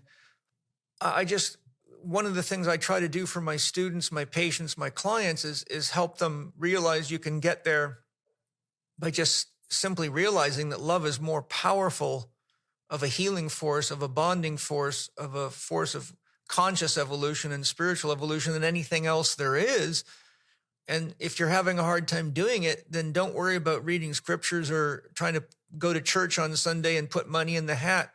just simply focus on how you can love yourself a little bit better each day and love anything you can love better, from your plants and your trees to your pets, to your friends, to your neighbors. So I just love to hear any thoughts you have for helping us get to the heart. And I'll just close my comment by saying, one of the things that I hear so often, which it was saddening to me, has been saddening to me. So I asked my soul how to deal with it. And that is, so many of the people I work with say, Paul, I can't feel love. I don't know how to get my heart to open. And sometimes that can take a fair bit of therapy because of the trauma involved. But I said to myself, there's got to be a faster way. A lot of people can't afford a lot of therapy with me. They can't even afford my membership program in Spirit Gym. How do I help them get there? And my soul told me something profound. My soul said, Paul, all you've got to do to open your heart is find anything you're genuinely thankful for and say the words, thank you, and mean it. And I started practicing with my students, and I don't know anybody yet that when you find something you're truly thankful for, thank you for this food. Thank you for this beautiful sunny day. It automatically starts to open the heart. And I just wish I would have been smart enough to figure that out a long time ago. But that's enough from me. Any tips from you on helping us get to the heart? Well, the globalists are trying to take us out of the heart. You put your finger on it, Paul. Meister Eckhart at one stage said, if the only thing you ever say in church is thank you, it's enough. Beautiful. Gratitude is the key. And I think that as well that, gratitude is much more important than hope. Hope is a kind of a fear-filled expectation for the future, whereas gratitude is the kind of celebration of the present. And so being grateful for the now is so very, very important. So, there's nothing that we can't be grateful for. We have so many gifts. I just look around you, as you mentioned, sight, hearing, health, trees, bunny rabbits, sunshine. We're surrounded by a plethora of blessings, but we can't see them. And so the second thing I would say is that to differentiate between pain and suffering. The Buddha said very famously one time, pain is inevitable, suffering is optional.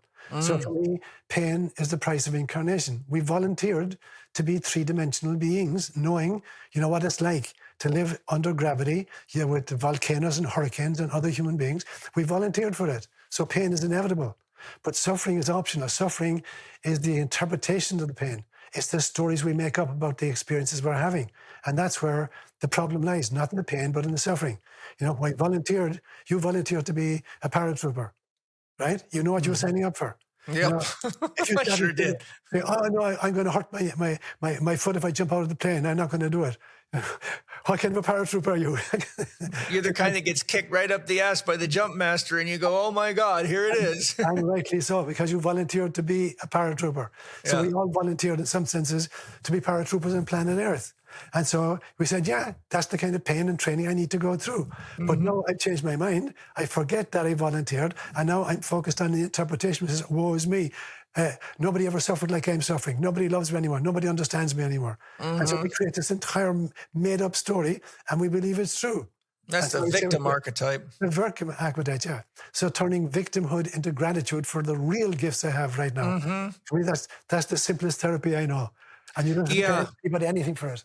It's beautiful. It reminds me of a concept that I developed many, many years ago as a young therapist, because I worked with so many elite athletes that just push themselves into oblivion, which is common amongst elite athletes, especially Olympic caliber and professional caliber, because they kind of had to have that mindset to get there, but then they can't turn it off, and it turns out to work against them. So I used to use one of Hans Seeley's concepts. You might have heard of it, eustress versus distress. So eustress is useful stress, and distress is damaging. And so I would tell athletes, look, if your pain, the pain you're generating is therapeutic. Like if you're going to be a wrestler or a boxer or a kickboxer or a mother, there's a certain amount of pain that you have to learn to work through, and that grows you. But if you cross the line, like if you're in an argument with someone and you punch the wall and break your hand, that's not useful stress or pain. That's the stress. That's the pain of being, well, I'm trying to find a polite word. X. No, yeah, it's the X word. It's the pain of not being very conscious, right? Being a child in an adult body. But then I would describe to the athletes what you're doing is you're trying to prove how tough you are, but you're actually damaging your body to the point that it's threatening your athletic career and therefore your financial stability. And we need to put more awareness into your body and more love and compassion for what you're putting your body through. And it's amazing. Some of them can learn it very quickly, but others can't. And it takes them sometimes multiple serious injuries, and sometimes it ends their career before they finally realize, that it's often a lot of, it can be ego challenges. It can be, and what I found with fighters is that a lot of this behavior comes from anger toward their fathers, from having an abusive relationship with their father. Yep. And so they train like they're fighting their dad, but that doesn't get you very far. That kind of currency, I think, won't take you to a gold medal or to a championship. It might take you to an elite level, but if you can't because if you're training from that concept, you're not really a sportsman. You're trying to heal a wound by conquering other people. So it's a projection of unresolved pain, trauma, and confusion. And that's not how you achieve high levels of success. And why I think that's relevant today is because, we have this vacuum of people using medical drugs and every other trick in the book to kind of cover every itch, scratch, bump, pain, fear. And people are, and I have empathy for them because a lot of them have been sold this hook, line, and sinker. Like the number of people that would rather die than get in a cold plunge because they just can't deal with a little discomfort. I'm like, oh my God, we got to work on that. A lot of people, thousands of people I've worked with don't exercise. I don't like to sweat. I don't like to exercise. And I just simply say, do you prefer to die? And do you prefer to die slowly? Yeah. And do you prefer to spend all your money on doctors and therapists that wouldn't be needed if you would just, go through a little discomfort? So anyhow, the point is, I think part of what we need to do today is really commit ourselves to going through the discomfort that's necessary to become an adult and a contributing member of society, and to get clear on what our values are. And I think the most important values to get clear on is, what is it that we all need together? We all need healthy food. That means healthy soil. We all need clean water. We all need our skies cleared up. That's a big problem.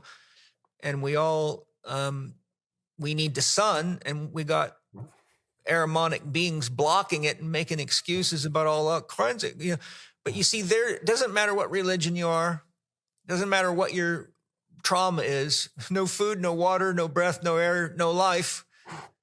So I think that's one way to transcend and figure out a way to get involved and put yourself through a little discomfort. If you have to drive 20 miles to get to a farmer's market, it's far better to do that for yourself and your kids than say, oh, I'm going to take the easy way out and go eat a bunch of crap from the store, because now you're just disabling yourself and you're putting money in the hands of the disease. So those are just a couple of concepts. Any thoughts that you have in that regard? I'm happy to hear. Yeah, I totally agree with you. I mean, about the kind of the chemtrails particularly, I'm really distressed about that. I've been kind of looking at that for years and years and years. And when you think about it, that all life on planet Earth comes from sunlight. There's more information delivered onto planet Earth in 5 minutes of sunlight than is contained in all the libraries of the planet. So it's the source of all the information. And water is the storage unit on a planet where nearly 75% water. So water stores the information that's coming from the sun. So this Father God in the sky and this Mother God on the earth, Pachamama, one is the receiver, the womb that receives the information and creates life from it. And the other is the source that's beaming the information. I think the sun is the kind of the main driver of evolution.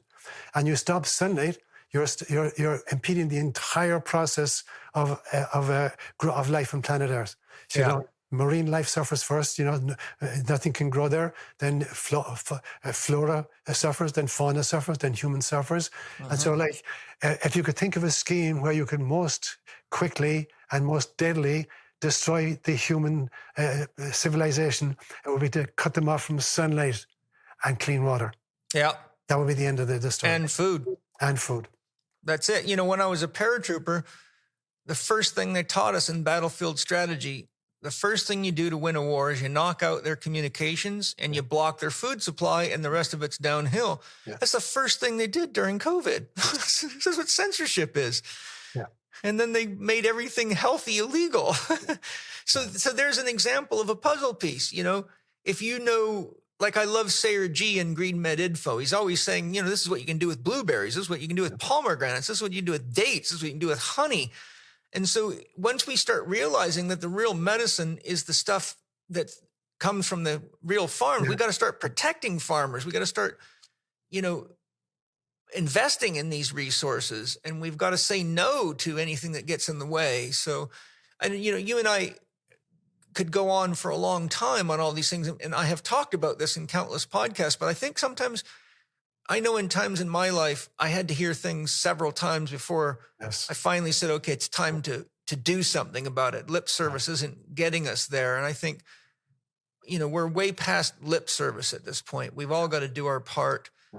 And I think one of the things I'd like to close with is just saying, even though I've studied parables and scripture a long, long time, I had a tremendous amount of joy today hearing your stories and the stories from around the world and the parables that you've collected and realizing the cultural differences in interpretation.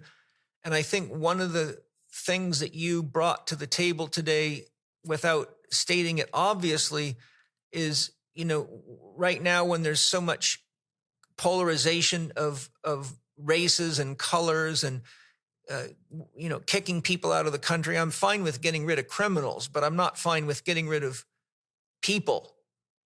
We should worship each other and say, if you want to be an American, come live as an American and take an oath to be American and be what makes America great is all the colors, is all the flavors, is all, and so we got to support that. But hearing you describe these parables made me think, wow, if I was to spend time in Ireland and start learning all their parables or hanging out with Sean, I would have a whole new way of relating to my life as an American. If then I went to Africa like you did and studied the same parables with Africans, I'd see a whole new way to live. And I think this is just one of a million ways we can all embrace each other and realize that we are all bringing wisdom to each other. We're bringing a broader perspective. I think wisdom can only grow to the degree that your frame of reference grows. And so I describe to my students when I teach them holistic thinking, every time you learn a new way of thinking, if you go from 2-value logic to 3-value logic, you just made a bigger catch net. You can perceive more of reality. You go to 4-value logic, it's bigger. 5-value logic, it's bigger. You start thinking about the who, the what, the why, the where, the when, and the how instead of what's everybody else doing and I'm going to do that. Your net's a lot bigger. And I think growing our perceptual field of awareness helps us get out of the box to solve the problems, and it requires that we do it together. And I think that's just one of the things that struck me today with what I learned from you on these parables, and that there's a lot of different ways to interpret things, and sometimes they're all right at the same time. Right. Yep.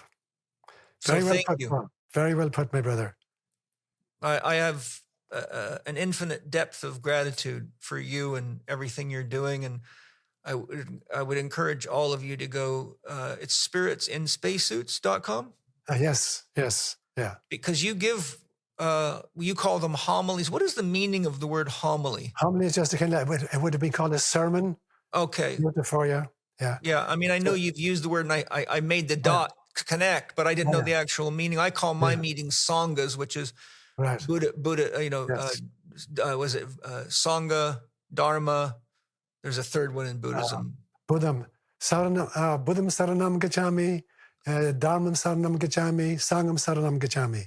I take refuge in the Buddha. I take refuge in the teaching. I take refuge in the community. Right. Yeah. So I love this concept of the Sangha. So when I started Spirit Gym, I said, I don't want to call these meetings or gatherings, or it sounds too flat. I love Sangha because to sing together, there's an old saying, being happy may not make you sing, but singing makes you happy. And I think it's time for us to sing together, really. Amen. So thank you. And here I am, Lord.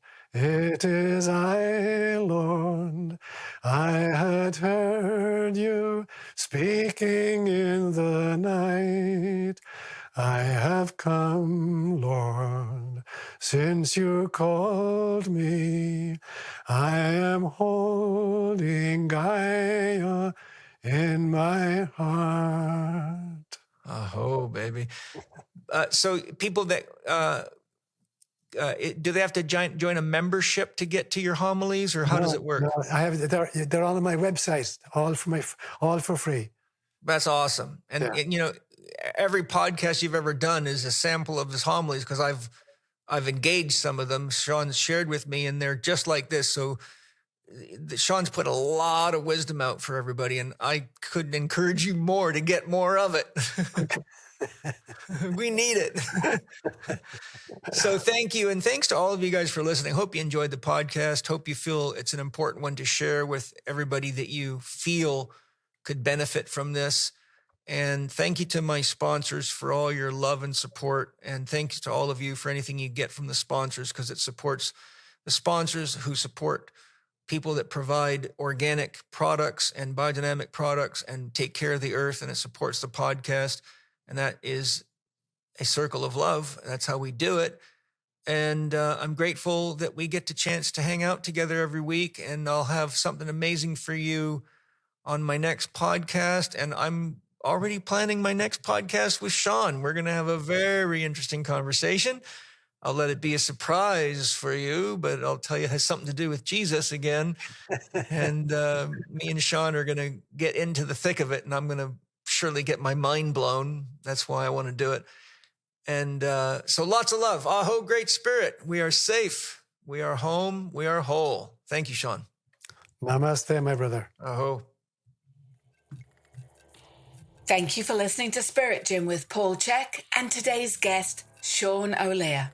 Visit Sean's website at spiritsinspacesuits.com, where you can read and watch more from Sean and find information on upcoming events, as well as watch videos from his past retreats. You can also follow him on Instagram and YouTube at Spirits in Spacesuits. Sean's latest book, Setting God Free, Moving Beyond the Caricature We've Created in Our Own Image, is available on Amazon and Audible. For more interaction with Paul and to share ideas and ask questions about the topics discussed in this podcast, we invite you to join his Spirit Gym community.